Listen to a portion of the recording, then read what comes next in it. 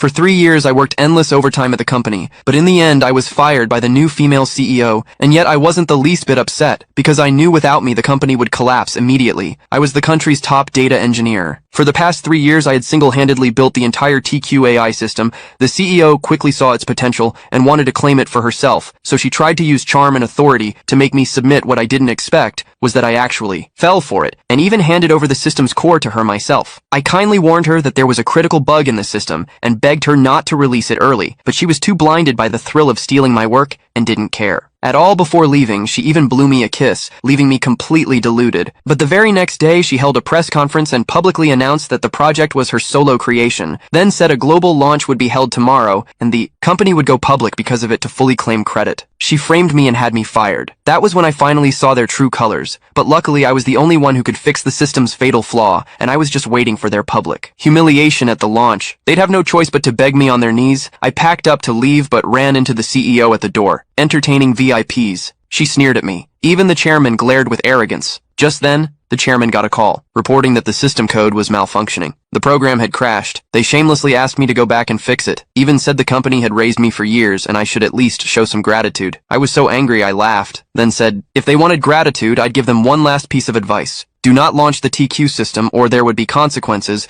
but they didn't believe me. They thought I was jealous of their success, so they immediately called the media and insisted on holding the global launch the next day. The chairman was pleased with how decisive the CEO was, seeing that I could only roll my suitcase and walk away. But that night, the CEO suddenly called me and invited me to attend the launch. I smiled and agreed, because I knew tomorrow would be a spectacle on launch day. She proudly stood before the press and declared the project a success, then invited me on stage to introduce myself. I thought for a moment she might be trying to make things right. But the next second she publicly blacklisted me, accused me of disrupting the company, said I only wanted to ruin her reputation, then arrogantly announced the TQ system bug had been fixed and would officially go live today. I froze just then. My apprentice stepped forward, claimed he was the one who patched the bug. I didn't argue because I knew he didn't have the skills. Then an investor spoke up saying the project had passed evaluation. I immediately warned them that the assessment wasn't accurate, but the chairman and CEO were too high on the thrill of going public. They ignored every word I said. The scheduled release time arrived. The system launched. Everyone clapped and cheered, but I only stared at the second hand on my watch, and right as the CEO proudly announced the success and the company's imminent IPO, the next second, the TQAI system suddenly crashed.